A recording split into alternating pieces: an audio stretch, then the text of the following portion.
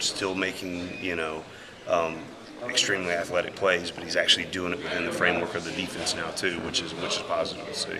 How tough it's for a guy like him who's so used to getting big numbers and big stats, things like that, then to look at it and say, well, I don't have the sacks, I don't have the tackles, and you to tell him, no, you're playing better. Right, yeah. He's a good kid, and I think as a whole, this entire team, it's one of my favorite teams to coach because they're so coachable. They want to do what you ask them to do. When they play poorly, they really take it internally and try to get better. So they want to do good, and he's another one of those kids. Doesn't really look at stats. How can I get better, coach? What can I do? And he's just a good guy to be around. I feel like y'all, especially with the linebacker, since you coach the linebacker, I feel like your guys are getting enough pressure on the quarterback. You'd like to see a little bit more of that. Always want more. Always want more. You see Saturday against Johnny Manziel. Matt Wells was really close twice. Missed a sack. Deontay was close twice. He missed a sack. Cam got him on the ground.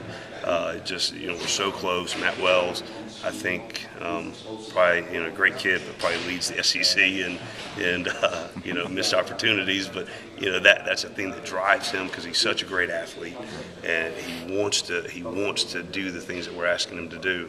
And it's just a matter of time where it just starts coming in bunches for him. You see the linebackers and a lot of other guys on the team struggle with tackles the last couple of weeks. Is it a matter of being in the right place? Is it a matter of being physical enough? What do you think it is? I think as a coach, you always take it on yourself. What can I do better as a coach to get what we do in practice to carry over into the game? So personally, I'm going to take it on myself. I've got to coach better. I've got to do a better job of teaching tackling, and I think the kids are doing the same thing too. How can I improve as a tackler? I know coaches tell me all these things. How can I do better? So as long as we're all in that mindset, it'll improve. Talking to Chris, I think some of the guys who are missing tackles the other day were they've made tackles this season.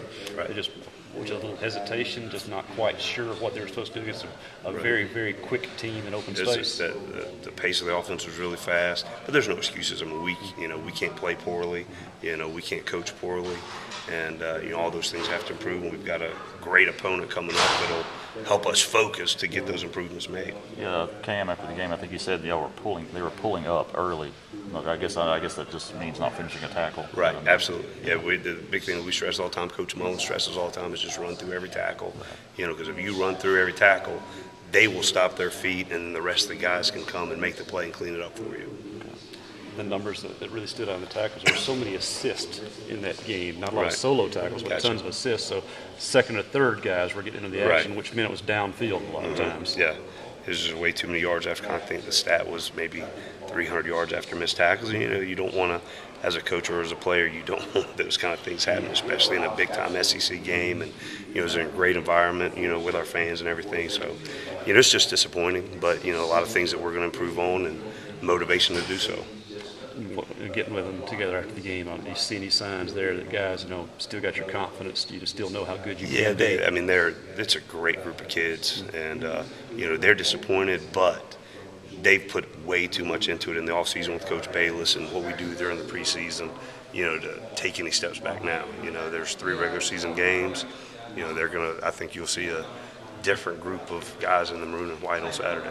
What are you seeing from LSU, especially now that Mettenberger, playing the way he did Saturday? If he can keep that up, that's already got a good running attack. Right? Yeah, they've got 4 tailbacks that are as good as anywhere in the country. They could probably all 4 start for anybody in the country. They're really good. Coach Wilson does a great job coaching them, and then Mettenberger coming along and playing. He's got some tremendous receivers. The O-line's big and physical, so it's going to be a great challenge, and excited about it. Not a lot of trickery this weekend compared to last weekend. Right? Yeah, it's going to be what does Missouri say? Grown man football. That's what it's going to be. It's going to be grown man football. 6 o'clock on Saturday night. So I'm excited about it. I think the kids will be too. Grown man, old man, same thing. Whatever it is, let's go play.